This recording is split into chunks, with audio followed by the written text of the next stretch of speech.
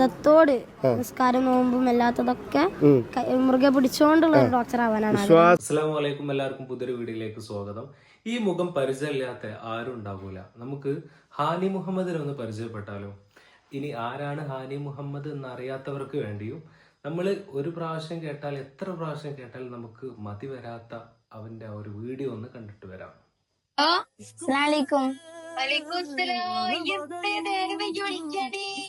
Time കിട്ടിയില്ലേനു.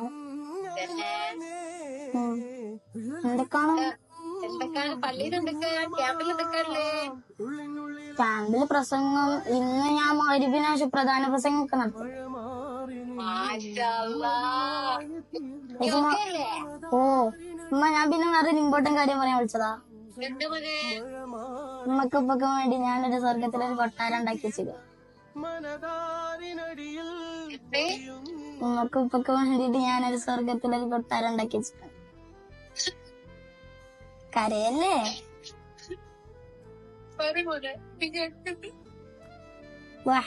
ഞാന് സ്കെച്ചും ചെയ്ത് രാവിലെ നേരത്തെ എണീച്ച് തഹജ്ജുദ് സ്കെച്ച് തഹജ്ജുദിന് ശേഷം ഞങ്ങൾക്ക് വേണ്ടി കുറെ ദുആയും ചെയ്തു.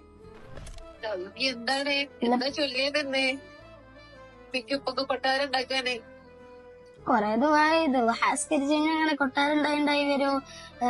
വഹാക്കായിട്ട് തന്നെ കൊറേ ഒരു വാതിൽ തന്നെ ഉണ്ട് സ്വർഗത്തിലെന്ന് പറഞ്ഞു. വഹാ പതിവായി നിസ്കരിക്കണവർക്ക്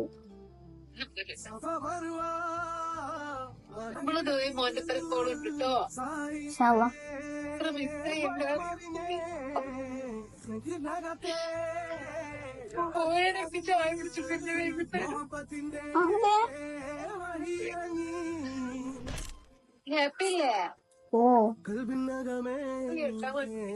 അൽഫാത്തിഹയില് ചേർത്തതിനെ കൊണ്ടാണ് ഹിയാക്കാൻ അടുക്കം കിട്ടിയത്. ഇവിടെ മൊയ്സാർക്കും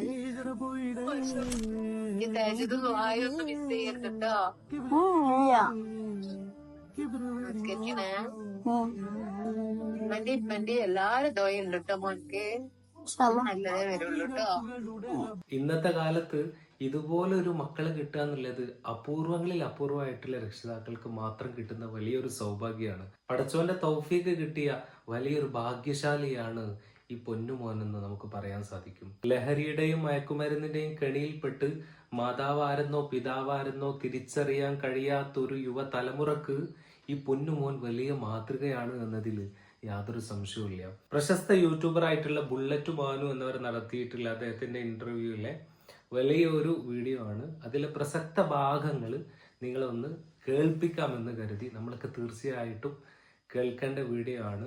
അവന്റെ സ്വപ്നങ്ങളും അവന്റെ ഭാവിയെക്കുറിച്ചുള്ള അവന്റെ ഒരു വാക്കുകളൊക്കെ നമ്മുടെ മക്കൾക്കും നമുക്കൊക്കെ ഏറെ മാതൃകയാക്കേണ്ട വലിയ വാക്കുകളാണ്.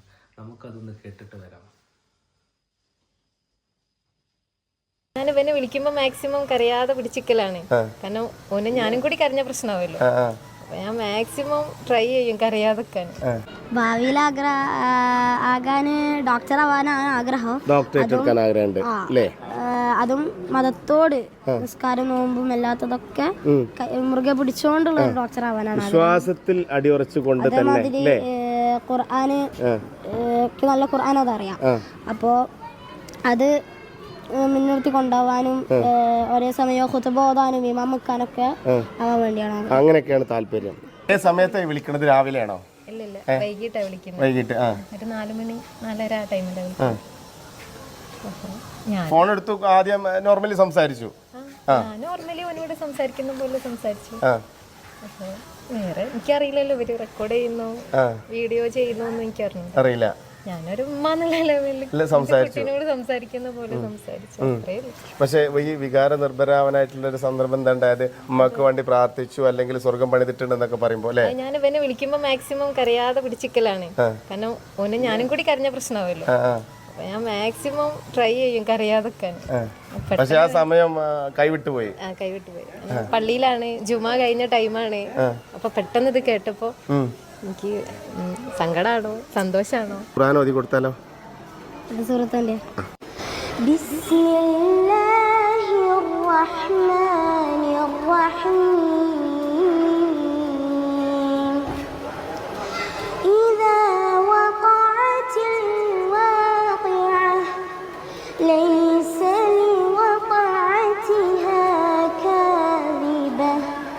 خافضة رافعة إذا رجت الأرض رجا وبست الجبال بسا فكانت هباء منبثا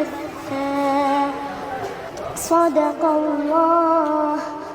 الله العلي العظيم صدق وبلغ حبيبك رسول الكريم ونحن على ذلك من الشاهدين الشاكرين والحمد لله رب العالمين السلام عليكم ورحمة الله تعالى وبركاته വീഡിയോ ഞാൻ കണ്ടിട്ടില്ല കണ്ടിട്ടില്ല. അതാണ് തികച്ചും എന്താ പറയാ യാദൃശികമാണ്. വീഡിയോ എടുത്തിട്ടുണ്ട്, പക്ഷെ അത് ഹാനി അറിയില്ല അല്ലേ? വീഡിയോ എടുത്തത് എനിക്കറിയാം, പക്ഷെ ഞാൻ അത് എഡിറ്റ് ചെയ്തത് കണ്ടിട്ടില്ല. ഔട്ടായതും കണ്ടിട്ടില്ല. പിറ്റേന്ന് ഇവൻ വിളിച്ചു. പിറ്റേന്ന് ഒരു മാം ഇവിടുന്ന് വിളിച്ചപ്പോ എനിക്ക് കാണിച്ചു തരുന്നതാണ് ഈ 1.6 മില്യൺ വ്യൂവേഴ്സ് 20 ലക്ഷം ലൈക്കൊക്കെ. എനിക്ക് 11 വയസ്സാണ്. നമുക്ക് ഈ പള്ളിയിൽ ഒരു ഹിയ ക്യാമ്പ് പറഞ്ഞൊരു 3 ദിവസത്തെ ക്യാമ്പ് ഉണ്ടായിരുന്നു. അപ്പോൾ അതിൽ നടന്ന കാര്യങ്ങളൊക്കെയാണ് ഞാൻ അമ്മനോട് വിളിച്ച് പറഞ്ഞിട്ടുണ്ടായിരുന്നത്. അപ്പോൾ അതൊരു അൺഎക്സ്പെക്റ്റഡ് സംഭവമായിരുന്നു. അമ്മനോട് ഒരിക്കലും ഞാൻ പറഞ്ഞിട്ടില്ലായിരുന്നു ഇങ്ങനെ ഒരു വീഡിയോ ചെയ്യുന്നുണ്ടെന്ന്. പക്ഷേ അതൊരു അൺഎക്സ്പെക്റ്റഡ് സംഭവമായിരുന്നത് കൊണ്ട് തന്നെ ഇമ്മ കരഞ്ഞു പോയി. അത് കേട്ടപ്പോൾ എനിക്ക് കരച്ചിലൊന്ന്. ഉമ്മച്ചിക്ക് എപ്പോഴും വിളിക്കാറുണ്ടോ, അതോ ഇന്നലെ ആ ഒരു സമയത്താണ് വിളിക്കേണ്ടത് കുറച്ച് ദിവസത്തിന് ശേഷം? ക്യാമ്പ് ആ വീഡിയോ കഴിഞ്ഞതിന് ശേഷം പിറ്റേ ദിവസമാണ് അമ്മനെ വിളിച്ച് ഞാൻ കാര്യം പറയുന്നത്.